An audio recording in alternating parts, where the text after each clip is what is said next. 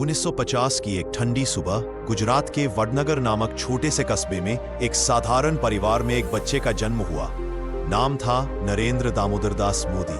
उनका घर मिट्टी से बना था, परिवार गरीब था और जीवन संघर्षों से भरा था। नरेंद्र के पिता रेलवे स्टेशन पर एक छोटी सी चाय की दुकान चलाते थे और बचपन में नरेंद्र भी अपने पिता के साथ स्टेशन पर चाय बेचते थे। एक आम बालक की तरह नरेंद्र भी खेलते थे, लेकिन उनके अंदर कुछ अलग था। एक अलग जिद, एक अलग सोच। जब बच्चे सपनों में खिलौने ढूंढते हैं, नरेंद्र मोदी सपनों में भारत की सेवा देखा करते थे। गरीबी थी, लेकिन आत्मसम्मान कभी कम नहीं हुआ। नरेंद्र स्कूल जाते थे, पढ़ाई करते थे और खाली समय में चाय भी बेचते थे।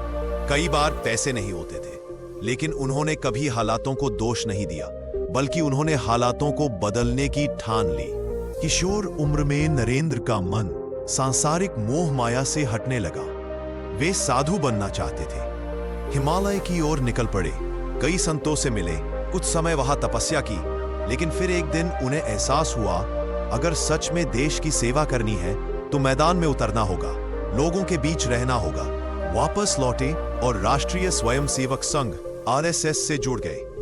वहां उन्होंने अनुशासन, देशभक्ति और संगठन के गुण सीखे।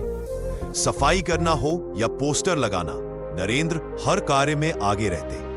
वे बिना थके, बिना रुके काम करते रहे। लोगों ने उनमें एक मजबूत नेता की छवि देखनी शुरू कर दी। समय बीता और 1980 के दशक में वे भारतीय जनता पार्टी बीजेपी में शामिल हुए।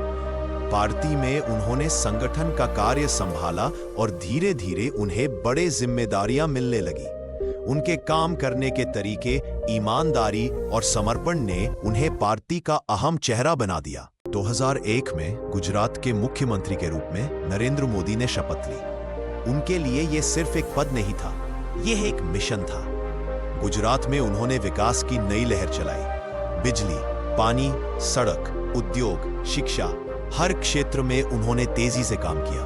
उनके नेतृत्व में गुजरात देश के सबसे विकसित राज्यों में गिना जाने लगा। देश अब उन्हें बड़े स्तर पर देख रहा था। 2013 में बीजेपी ने नरेंद्र मोदी को प्रधानमंत्री पद का उम्मीदवार घोषित किया और फिर शुरू हुई एक ऐतिहासिक यात्रा। देश भर में रैलियां, लाखों लोगों की भीड़। अब की बार मोदी सरकार का नारा, मोदी लहर चल पड़ी थी। 2014 के आम चुनाव में भारतीय जनता पार्टी ने ऐतिहासिक जीत दर्ज की और नरेंद्र मोदी भारत के 15वें प्रधानमंत्री बने। चाय बेचने वाला लड़का अब देश का प्रधानमंत्री था। प्रधानमंत्री बनने के बाद मोदी ने कई बड़े फैसले लिए। स्वच्छ भारत मिशन, जनधन योजना, उज्ज्वला योजना, digital India, make in India, नोटबंदी और जीएसटी जैसे क्रांतिकारी कदम उठाए। उनकी विदेश नीति ने भारत को वैश्विक मंच पर एक नई पहचान दी। आज नरेंद्र मोदी सिर्फ एक नेता नहीं, एक प्रेरणा है।